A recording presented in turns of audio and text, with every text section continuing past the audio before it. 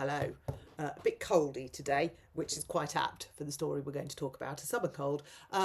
So VAT on private healthcare. Now, you know, Lord Pillock came up with this idea. He thought it would be amazing.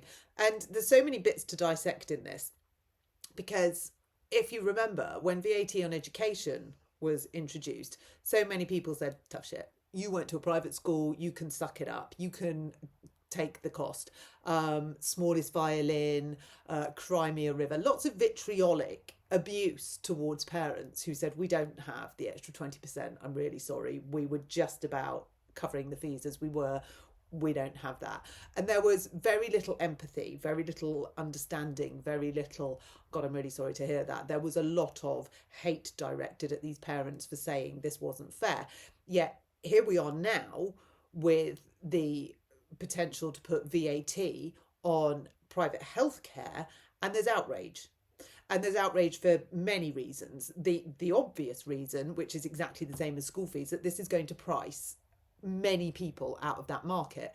And we're talking about people, pensioners, who have remortgaged houses or sold assets so that they can go private for a hip replacement, used any little nest egg that they might have had to have significant surgery, families with children who know that wait lists are so long and they need their children helped. I'm in that exact predicament.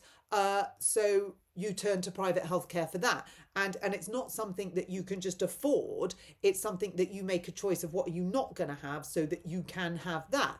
And then there's the company schemes. Now, we know that a lot of private healthcare is supported by companies and corporate businesses. So already there's a shift in that market. So already many of the insurers and the private healthcare companies are knocking people off the list on who can access that, knocking consultants off the list if they are too expensive, honing what services they will offer and how much you can claim for. So we know that health insurance is changing radically, as the days go by.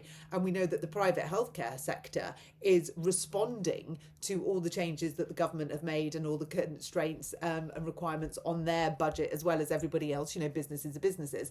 So we already know that they're in a bad place. And now we're looking to put them in a worse place. And the reality of this is the projection is that 300,000 people will move out of private healthcare and into the NHS.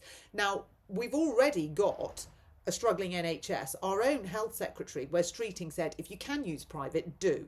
But yet Lord Pillock's saying, well, we're going to add 20% on it. So that those that could now can't and now have to use the NHS.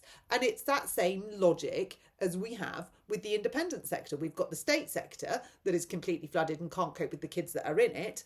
And now we're adding more children from the independent sector because we've priced them out. Exactly the same is happening in healthcare.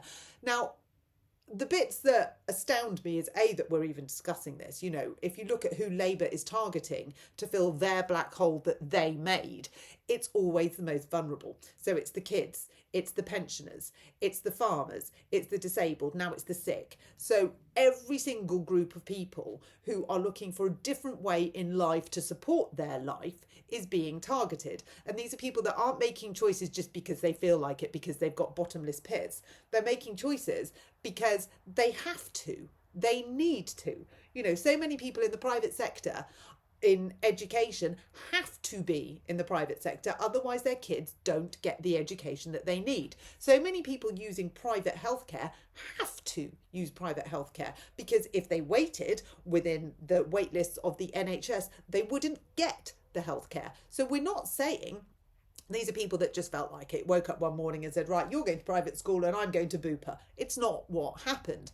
But Labour, of course, it doesn't really affect them because these working people that are Labour, of course, are not working people. They're all pretty well off.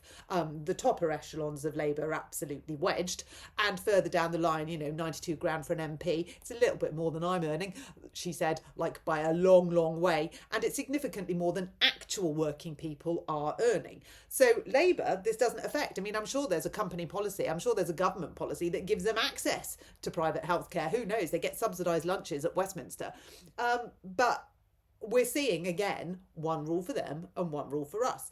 And the overarching feeling with all of these things is the Labour supporters that voted them in are now saying, you've turned your back on us completely. In every way, shape, or form, you've completely gone against all of the principles and morals and ethics that were the Labour Party. It's unrecognisable. And we're living that out, we're playing that out. So I'd be very interested to see, A, what happens with this, and also, if this gets U-turned, there is no option but to U-turn VAT on education. It is identical. It has to be the same. So the public outrage, I think, is now, because it's targeting more people and it's more relatable, there's less defence, isn't there? There's no defence. So let's see what happens. But in the meantime, if you use private healthcare, you could be facing 20% VAT on top.